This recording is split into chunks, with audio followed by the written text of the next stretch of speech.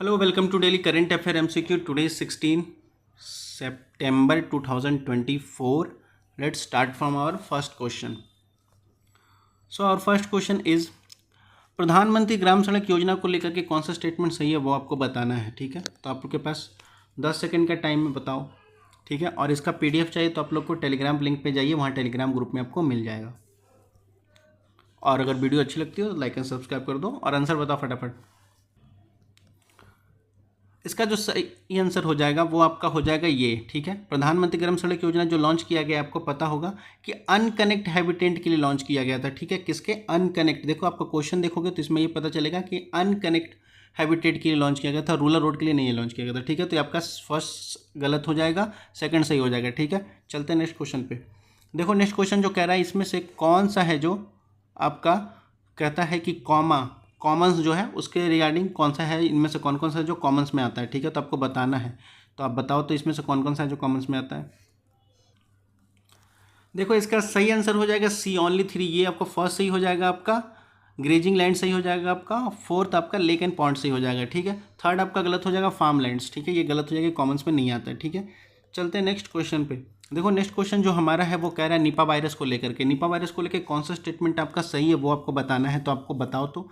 पहले तो ये देख लो पहले स्टेटमेंट क्या कहता है। ये जूनोटिक वायरस डिजीज़ है, ये ट्रांसमिट होता है ह्यूमंस टू ह्यूमंस ट्रांसमिट होता है, जिसको जूनोटिक डिजीज़ कहते हैं। ठीक है, सेकेंड स्टेटमेंट कहता है ये प्राइमरी एनिमल रिजर्वायर है for the Nipah virus for bat particular the fruit bat. ये कह रहा है बेसिकली ये बैट से आया है, तो ये बेसिकली ये कह रहा है कि इसका प्राइमरी जो सोर्स पाया गया ये बैट यानी चमगादड़ों में देखा गया, ऐसा क्या है।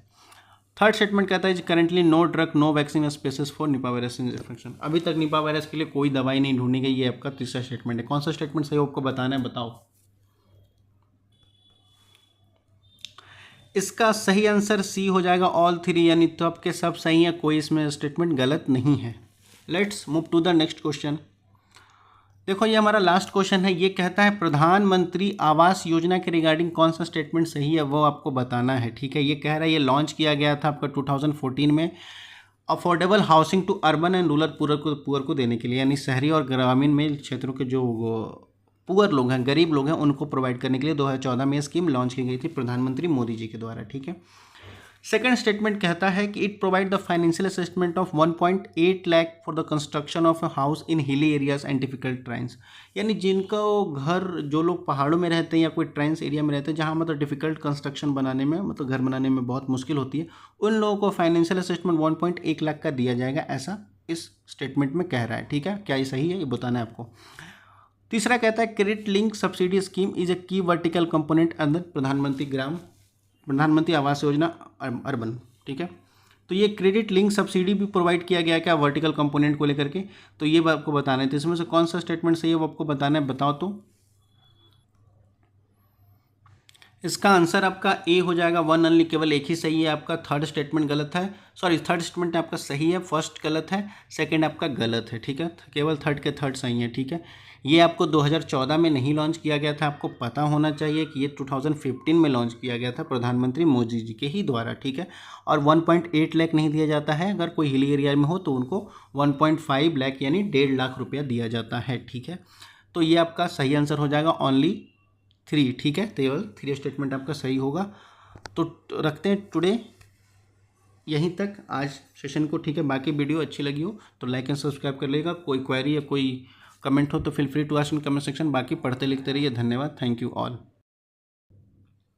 Hello, good afternoon, welcome to daily current affair MCQ. Today is 17 सितंबर 2024। आज है 17 सितंबर 2024।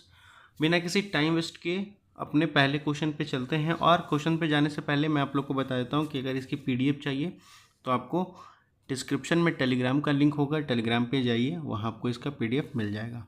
Let's move to the first question. देखो हमारा फर्स्ट क्वेश्चन कहता है सेंटर स्टेट रिलेशनशिप के बारे में। ठीक है, सेंटर स्टेट का जो रिलेशन है ना उसके बारे में कहता है कौन सा स्टेटमेंट करेक्ट है वो आपको बताना है। ठीक है, तो फर्स्ट स्टेटमेंट कहता है the 7th schedule to Indian constitution distribute the power between the union and state. यानी कहता है 7th शेड्यूल में दिया गया है कि इंडियन कॉन्स्टिट्यूशन में जो कह रहा है पावर स्टेट और यूनियन के बीच में डिवाइडेड है, ये ऐसा बताया गया 7th शेड्यूल में। ठीक है, सेकंड स्टेटमेंट कहता है the emergency provision are provided in part 8 of the Indian constitution, emergency provision आपका part 8 of the Indian constitution में। थर्ड कहता है आपका article 356 impose the duty on a centre to protect the every state from the external aggression and internal disturbance. तो कहता है article 56 जो है वो ये बताता है कि सेंटर प्रोटेक्ट करता है स्टेट को किसी भी एक्सटर्नल एग्रेशन से और इंटरनल डिस्टर्बेंस से, ठीक है। फोर्थ कहता है आपका article 355 allow the imposition of president rule. Article 355 आपका प्रेसिडेंट रूल के लिए उसमें दिया गया है, ऐसा वक्त कहता है ये स्टेटमेंट। अब इनमें से कौन सा स्टेटमेंट सही है आपको बताना है, तो आप लोग बताओ। तो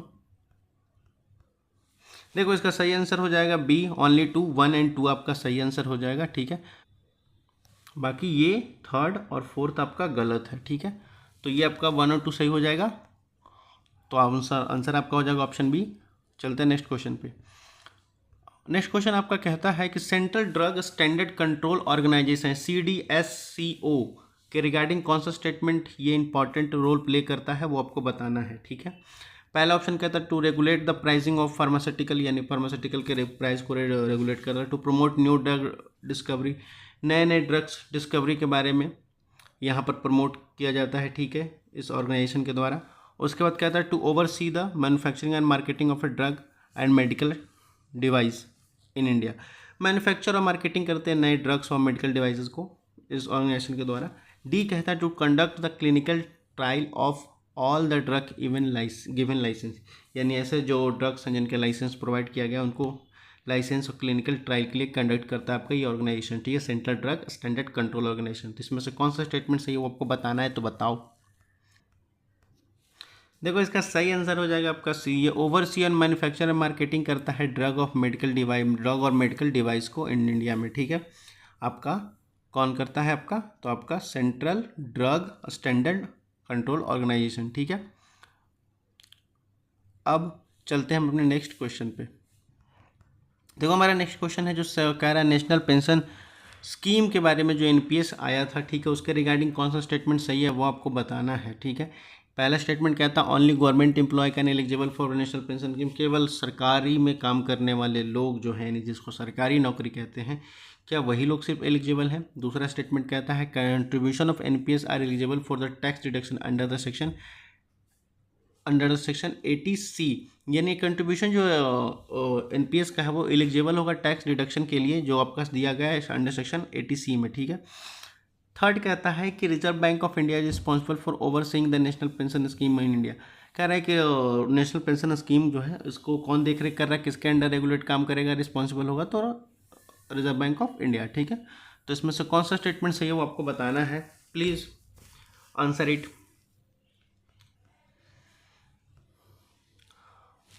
इसका सही आंसर आपका हो जाएगा ए, ओनली 1, ठीक है।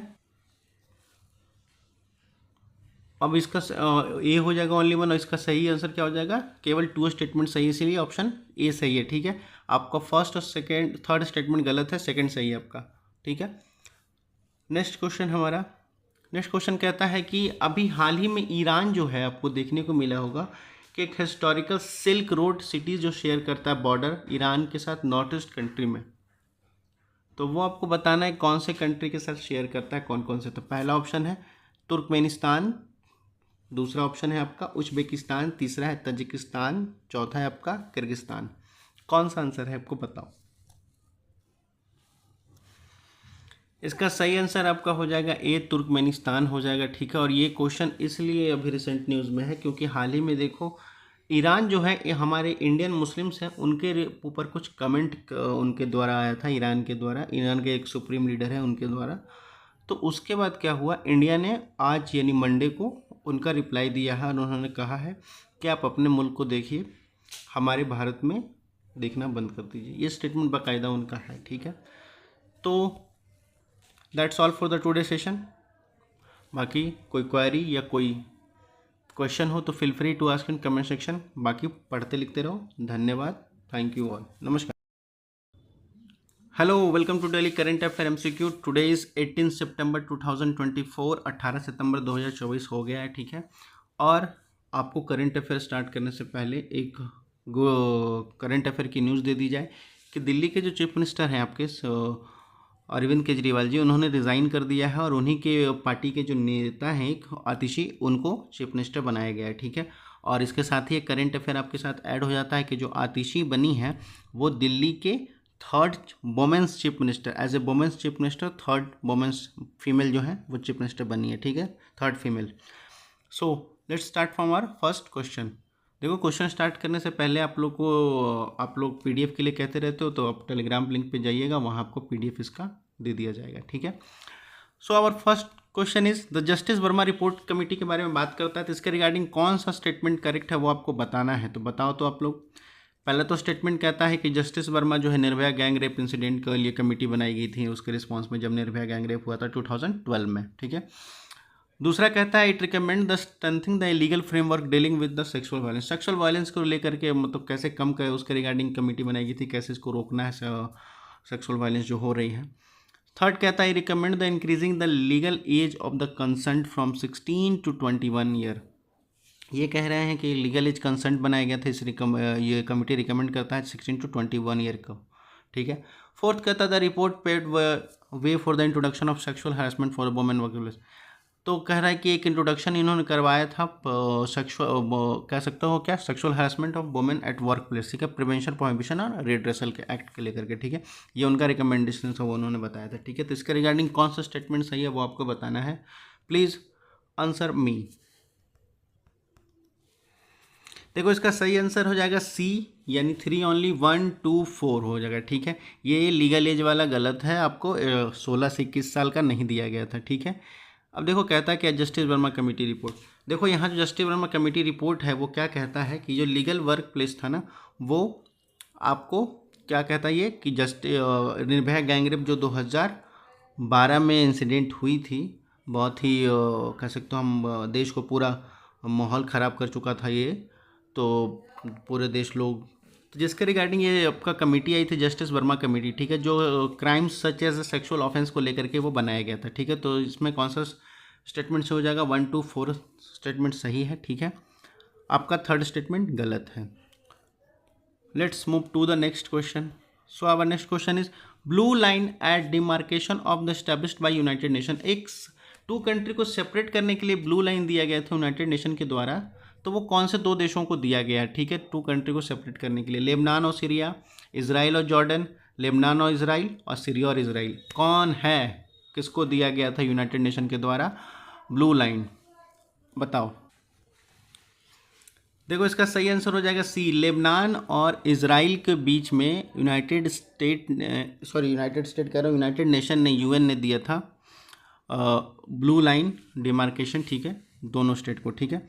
अब ये ब्लू लाइन का जो डिमार्केशन स्टेट है वो क्या है, क्या देखो ये ब्लेम जो इजराइल कर रहा है अभी रिसेंटली में क्या हुआ है कि आपको कल देखने को मिला होगा 17 सितंबर को इजराइल के द्वारा पेजर अटैक हुआ है, ठीक है, इन हिजबुल्ला के ग्रुप में, ठीक है, मिलिटेंट ग्रुप जो हिजबुल्ला है वहाँ लेबनान में, वहाँ अटैक हुआ है। क्या देखने को मिला है, वहाँ के लोग पेजर यूज़ करते हैं, ठीक है, क्योंकि वहाँ के हिजबुल्ला के जो ग्रुप हैं पेजर इसलिए यूज़ करते हैं क्योंकि उनका मानना है कि वो जो स्मार्टफोन वगैरह है वो इसलिए नहीं यूज़ करते हैं क्योंकि कभी भी वो हैक कर ली जाएंगी और हमारे जो दुश्मन हैं वो टेक्नोलॉजी का यूज़ करके हैक कर लेंगे, जिसके रिगार्डिंग वो नहीं यूज़ करते हैं, ठीक है। तो वो पेजर यूज करते थे, ठीक है। और ये सारे पेजर जो है आपका ताइवान से बन के आता था, ठीक है, कहाँ, ताइवान से, मेड इन ताइवान था।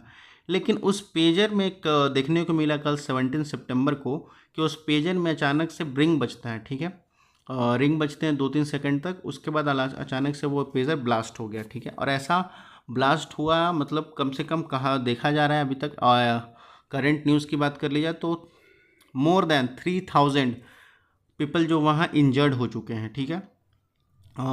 तो ये न्यूज़ है इसके रिगार्डिंग, ये अभी है तो इसलिए न्यूज़ में रहा है। और ये बोल क्या रहा है कि ये जो blue line border demarcation United nation के द्वारा किया गया था 2000 में, ठीक है, जिसमें ये कहा गया था कि लेबनान, साउथ लेबनान जो है वो अलग हो जाएगा, ठीक है। अब इसके बाद चलते हैं नेक्स्ट क्वेश्चन पे। So our next question is कि the office of chief minister के रिगार्डिंग कौन सा स्टेटमेंट सही है वो आपको बताना है। तो ये पूछता है कि article 168 deal with the appointment of chief minister and the council of minister. अब आर्टिकल जो अनुच्छेद हमारा 168 है वो अपॉइंट करता है चीफ मिनिस्टर और काउंसिल ऑफ मिनिस्टर को। इसमें दिया गया आर्टिकल 168 में सेकंड कहता है the CM advice to require to dissolve the state assembly, CM के एडवाइस से क्या होगा, स्टेट असेंबली विधानसभा को भंग किया जाएगा, ये सेकंड स्टेटमेंट कहता है। थर्ड स्टेटमेंट कहता है in case of vacancy in the office of CM the deputy chief minister assume the role until as a new chief. अगर चीफ मिनिस्टर इन केस किसी कारणवश क्या होता है कि जो मुख्यमंत्री का पद है वो खाली रह जाता है, तो जो उप मुख्यमंत्री हैं वो उस पद को एज्यूम करेंगे जब तक कि कोई नया सीएम अपॉइंट नहीं, कोई नया मुख्यमंत्री आपको नियुक्त नहीं किया जा सकता है। ठीक है, तो कौन सा स्टेटमेंट सही है वो आपको बताना है, बताओ। देखो इसका आंसर हो जाएगा बी, 2 और 3 हो जाएगा। ठीक है, ये दोनों स्टेटमेंट सही हो जाएगा, 2 और 3। फर्स्ट स्टेटमेंट गलत हो जाएगा, फर्स्ट स्टेटमेंट गलत है, 2 और 3 स्टेटमेंट सही है। ठीक है, फर्स्ट स्टेटमेंट गलत है क्योंकि बात करता है हमारा, अभी रिसेंटली में आप देखे होंगे कि दिल्ली में, जैसा कि मैंने बताया आपको कि चीफ मिनिस्टर का अरविंद केजरीवाल ने जो रिजाइन कर दिया है, उसके बाद उनकी पार्टी के एक नेता हैं जो उनको बनाया गया। ठीक है, let's move to the next question. देखो हमारा एशियन हॉकी चैंपियनशिप को लेकर के ये क्वेश्चन है और इसमें से कौन सा स्टेटमेंट सही है वो आपको बताना है। तो कह रहा है Asian champions trophy is organize international hockey federation के द्वारा। ठीक है, सेकंड कहता है India has won the most Asian champion trophy titles 2024, double round robin stages format used in the Asian champion trophy, double round robin stage format का भी use किया गया था चैंपियंस ट्रॉफी में, किया जाता है ऐसा थर्ड स्टेटमेंट कहता है। तो कौन सा स्टेटमेंट सही है वो आपको बताना है, बताओ। देखो इसके जो आंसर हो जाएगा बी हो जाएगा और 1 और 2 स्टेटमेंट सही है, ओनली 2 हो जाएगा, थर्ड आपका गलत है। ठीक है, देखो क्या हुआ है 17 सितंबर को, यानी उसके कल की बात कर लीजिए आपको, तो चाइना ऑर्गेनाइज करा रहा था आपका द एशियन हॉकी चैम्पियनशिप। ठीक है, तो उसी एशियन हॉकी चैम्पियनशिप में क्या देखने को मिला है आपको कि इंडिया फाइनल में as a 5th Asian championship trophy जीतती है। ठीक है, फाइनल मुकाबला था इंडिया का, इंडिया वर्सेस चाइना। ठीक है, जिसमें चाइना को हम हरा देते हैं चाइना में ही। ठीक है, और इंडिया वहाँ जीत जाती है। ठीक है, और 1-0 से वो विक्ट्री होती है और इंडिया कह सकते हो इंडिया 5वीं बार, कितनी बार, 5th एशियन चैम्पियंस ट्रॉफी बन गई है। ठीक है, उसके बाद ये बात करता है चैम्पियंस ट्रॉफी की, तो ये आगे जो चैम्पियंस ट्रॉफी थे बाइलिनियल बेसिस पे होता है। ठीक है, और ये कौन ऑर्गेनाइज करा रहा था, तो ऑफकोर्स इंटरनेशनल हॉकी फेडरेशन के द्वारा ऑर्गेनाइज किया जा रहा था, तो ये आपको याद रखना होगा। ठीक है, तो ये आपका रहा 1 और 2, बी ऑप्शन आपका सही हो जाएगा। So that's all for the today session. बाकी वीडियो अच्छी लगी हो तो लाइक एंड सब्सक्राइब कर लीजिएगा, और कोई क्वेश्चन या कोई क्वेरी हो तो feel free to ask in comment section. बाकी पढ़ते लिखते रहिए, धन्यवाद, थैंक यू ऑल, नमस्कार। Hello, good afternoon, welcome to daily current affair MCQ. Today is 19 सितंबर 2024। स्टार्ट करते हैं अपने पहले क्वेश्चन से। Before we start from our first question, मैं आप लोगों को बताना चाहता हूं कि जिन लोगों को पीडीएफ चाहिए इसका, वो आप टेलीग्राम पे जाइए, वहां पर आपको मिल जाएगा, और टेलीग्राम का लिंक आपको डिस्क्रिप्शन में मिलेगा, नहीं तो चैनल के अबाउट में तो मिलेगा ही मिलेगा। वहां जाने के बाद तो आपको पता ही है क्या करना होता है, टेलीग्राम के पास पहुँचिए, वहाँ आपको डाउनलोड करना मिल जाएगा। ठीक है, let's start from our first question. So our first question is summit of the future के बारे में बात करता है, जो आज न्यूज़ में था कुछ, तो इसके रिगार्डिंग कौन सा स्टेटमेंट सही है वो आपको बताना है, तो बताओ तो आप लोग।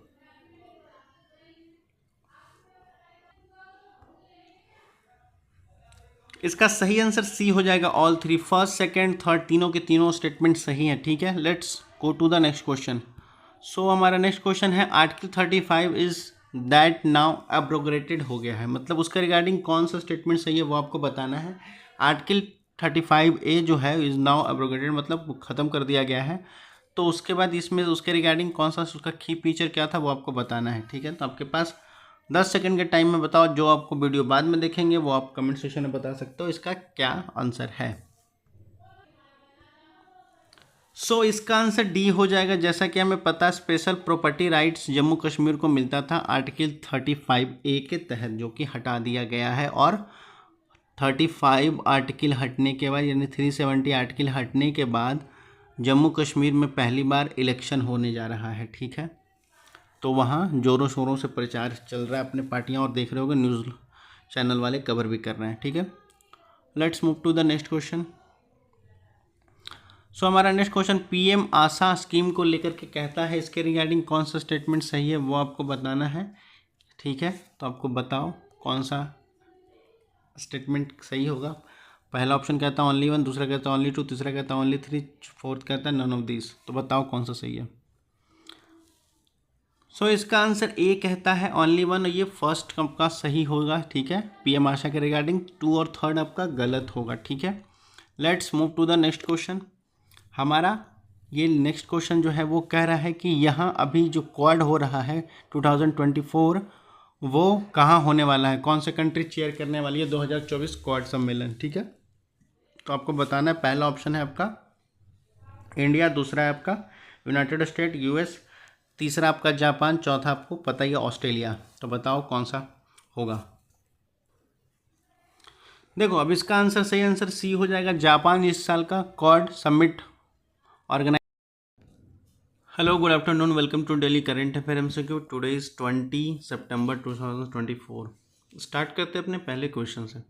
देखो जो हमारा पहला क्वेश्चन है वो ये कह रहा है कि लेजिस्लेटिव असेंबली को लेकर के कौन सा स्टेटमेंट सही है वो आपको बताना है, ठीक है।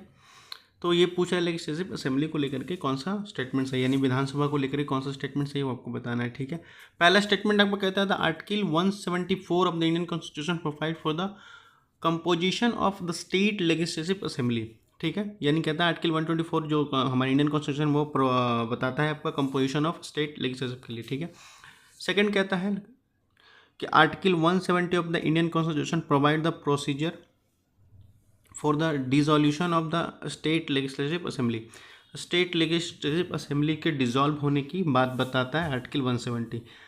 थर्ड कहता है आपका delimitation commission review amend the representation of the state legislative assembly, यानी डीलिमिटेशन कमीशन जो है वो रिव्यू करता है representation of state in state legislative assembly को लेकर के, ठीक है। तो इसमें से कौन सा स्टेटमेंट से आपको बताना है, बताओ। तो इसका आंसर ए हो जाएगा, ठीक है। और इसका सही आंसर क्या होगा, थर्ड स्टेटमेंट सही है, ये फर्स्ट और सेकंड गलत है, ठीक है। आपका ए आंसर हो जाएगा। Let's move to the next question. तो जो हमारा नेक्स्ट क्वेश्चन है वो कह रहा है कि which of the following organism is the most frequent cause for the primary amoebic meningoencephalitis PM, sorry for the pronunciation, नाम ही इतना अजीब है। तो इसके रिगार्डिंग कौन सा स्टेटमेंट सही है, किसके कारण ये कह सकते हो कि मोस्ट फ्रिक्वेंट ऑर्गेनिज्म है जिसके कारण ये बीमारी होती है, तो वो आपको बताना है। तो इसमें से कौन सा स्टेटमेंट सही है वो आपको बताना है, तो बताओ। देखो इसका आंसर ए हो जाएगा, ठीक है। कि इसका आंसर क्या हो जाएगा, निकलेर्जिया फ्लावरी, ठीक है, ये हो जाएगा आपका, ठीक है। Let's move to the next question. देखो जो हमारा नेक्स्ट क्वेश्चन है वो ये कह रहा है कि फाइनेंशियल एक्शन टास्क फोर्स यानी FTAF के रिगार्डिंग कौन सा स्टेटमेंट सही है वो आपको बताना है। कह रहा है कि FTAF जो है वो 1991 में इस्टेब्लिश की गई थी, किस लिए इस्टेब्लिश की गई, तो कॉम्बैट करने के लिए money laundering and terrorist financing की। फर्स्ट स्टेटमेंट ये कह रहा है। सेकंड स्टेटमेंट आपका कहता है कि ये इनिशियली इस्टेब्लिश हुई थी ग्रुप G7 के लिए, ग्रुप ऑफ 7 के लिए, यानी G7 के लिए एक तरह से, ठीक है, इस्टेब्लिश की गई थी G7 के द्वारा, ठीक है। थर्ड कहता है कि ये ग्रे लिस्ट करती है FTAF कंट्री को for making the significant progress but not for fully complement, ठीक है। ये ग्रे लिस्ट करती है वैसे कंट्री को जो मेकिंग द सिग्निफिकेंट, जो अपने आप में अपने कंट्री में प्रोग्रेस कर रहे हैं और टेररिस्ट एक्टिविटी को ले करके, मतलब उसको रोक लगा रहे हैं उसके अगेंस्ट में, ठीक है, लेकिन नॉट फुली कंप्लाइंट, मतलब पूरी तरह से कोशिश नहीं कर पाए इसलिए, ठीक है। तो इसके रिगार्डिंग कौन सा स्टेटमेंट सही है वो आपको बताना है। देखो इसका सही स्टेटमेंट आंसर हो जाएगा बी हो जाएगा आपका, थर्ड और सेकंड, यानी सेकंड और थर्ड आपका सही है, फर्स्ट स्टेटमेंट गलत हो जाएगा, जिसके अनुसार ऑप्शन बी सही हो जाएगा, ठीक। तो that's all for the today session. आज यहीं तक रखते हैं क्योंकि न्यूज़ कुछ खास आज था नहीं, तो आपको यही 3-4 क्वेश्चन आपको देखने को मिला होगा। अगर कोई कमेंट या कोई क्वेरी हो तो please free to ask in comment section. बाकी पढ़ते लिखते रहिए। धन्यवाद, थैंक यू ऑल, नमस्कार। Hello, good afternoon, welcome to daily current affair MCQ। Today is 21 सितंबर 2024। स्टार्ट करते हैं अपने पहले क्वेश्चन से। देखो जो हमारा पहला क्वेश्चन है वो ये कह रहा है कि नेशनल अचीवमेंट सर्वे को लेकर के है, ठीक है, कि consider the following with the reference of national achievement सर्वे को लेकर के ये सारे स्टेटमेंट दिए गए हैं। इसके रिगार्डिंग कौन सा करेक्ट है वो आपको पूछना है, बताना है, सॉरी। तो ये आप देखो इसमें आपका पहला स्टेटमेंट है जो कहता है क्या कि the main objective of the survey is to access the learning outcome of the student. जो बच्चे सीख रहे हैं उसके लर्निंग का आउटकम क्या है वो ये सर्वे का मेन ऑब्जेक्टिव है, ऐसा ये फर्स्ट स्टेटमेंट कहता है। सेकेंड स्टेटमेंट कहता है the national council of education and training, यानी एनसीईआरटी की बात कर रहा है, NCERT is responsible for conducting the, यानी ये सर्वे जो है एनसीईआरटी के थ्रू हो रहा है। थर्ड कहता है the survey is aligned with the sustainable development goal first, क्या ये सर्वे जो है ये आपका एसडीजी फर्स्ट के अलाइन को मतलब फुलफिल कर रहा है। फोर्थ कहता है the survey is conducted every 3 year, ये सर्वे जो हर 3 साल में होता है। तो इसके रिगार्डिंग कौन सा स्टेटमेंट सही है वो आपको बताना है, बताओ। देखो इसका सही आंसर हो जाएगा सी, ठीक है, ऑप्शन ओनली 3 सही है। कौन कौन सा 3 सही है तो 1, 2 और 4। थर्ड स्टेटमेंट गलत है, सस्टेनेबल डेवलपमेंट गोल फर्स्ट को अलाइन नहीं करता है, उसके रिगार्डिंग फोकस नहीं है इसका, ठीक है। तो let's move to the next question. देखो हमारा जो दूसरा क्वेश्चन है वो कह रहा है, ये बहुत ही इंपॉर्टेंट क्वेश्चन है, which of the following Indian district is located closest to the Sri Lanka, Sri Lanka के नज़दीक कौन सा भारतीय डिस्ट्रिक्ट है, आपको बताना है। पहला ऑप्शन है कन्याकुमारी, दूसरा है चेन्नई, तीसरा है टूटिकोरिन, तीसरा 4th है आपका मदुरई, बताओ। ऑफकोर्स इसका आंसर ए हो जाएगा, कन्याकुमारी हमारे श्रीलंका के बहुत नज़दीक है भारतीय डिस्ट्रिक्ट के तौर पर। थर्ड क्वेश्चन पे आते हैं। देखो थर्ड क्वेश्चन कह रहा है द नेशनल इन्वेस्टिगेशन एजेंसी यानी एनआईए के बारे में, ये कौन सा स्टेटमेंट सही है वो आपको बताना है। तो पहला स्टेटमेंट कहता है एनआईए जो है वो अथॉरिटी है to investigate cases across the India and in cases involving international terrorism, मतलब एनआईए को ये ऑर्डर है, मतलब अथॉरिटी अधिकार है कि मतलब वो कोई केसेस, कोई भी केसेस को इन्वेस्टिगेट कर सकती है पूरे भारत में, और वैसे केस को भी जो इंटरनेशनली टेररिज्म को इन्वॉल्व है उसको भी लेकर के, ठीक है। सेकेंड स्टेटमेंट कहता है the it operate under the ministry of home affair, ये मिनिस्ट्री ऑफ होम अफेयर के अंडर आता है। थर्ड स्टेटमेंट कहता है it can cognise of cases without the prior first information report, ये कह सकते हैं कि ये जो एनआईए के पास ये राइट है कि ये इन्वेस्टिगेट कर सकता है बिना फर्स्ट इन्फॉर्मेशन रिपोर्ट, बिना एफआईआर के। तो आपके पास कौन सा स्टेटमेंट सही है वो आपको बताना है, तो बताओ। सो इसका सही आंसर क्या हो जाएगा, सी हो जाएगा, यानी सारे के सारे स्टेटमेंट आपके सही हैं, ठीक है। नेक्स्ट क्वेश्चन हमारा कहता क्या है, नेक्स्ट क्वेश्चन हमारा कह रहा है कि यूनाइटेड स्टेट में भी इलेक्शन चल रहा है यूएस में, तो उसके रिगार्डिंग कौन सा अभी स्टेटमेंट करेक्ट है वो आपको बताना है। तो पहला स्टेटमेंट कहता है the president of United state can elected for maximum 4 year, क्या यूनाइटेड स्टेट का जो प्रेसिडेंट है वो 4 साल के लिए बनाए जाते हैं, हर 4 साल पे वहाँ प्रेसिडेंट का इलेक्शन होता है, ये आपको बताना है। सेकंड कहता है if the president of United State unable to fulfill their responsibility the vice president assume those duty, अगर हो सकता है कि प्रेसिडेंट ऑफ यूनाइटेड स्टेट है वो अपनी ड्यूटी पूरी नहीं कर पा रहे हैं, रिस्पॉन्सिबल नहीं है, तो क्या वाइस प्रेसिडेंट की ड्यूटी को एज्यूम कर लेगा, ऐसा सेकेंड स्टेटमेंट कहता है। तो कौन सा आपका आंसर सही है वो बताओ। देखो इसका सही आंसर हो जाएगा बी, ठीक है, बी यानी ओनली 2 सही है, ठीक है। थर्ड आपका जो कह सकते हैं मैक्सिमम 4 ईयर को लिए, वो 4 टाइम्स के लिए है, वो नहीं होगा, ठीक है, मैक्सिमम 2 टाइम्स के लिए ही बनाया जाता है प्रेसिडेंट को, ठीक है। आपका वहाँ 2 बार से ज़्यादा कोई नहीं बन सकता है प्रेसिडेंट, एक आदमी 2 बार ही बन सकता है, ठीक है। So that's all for the today session, ठीक है।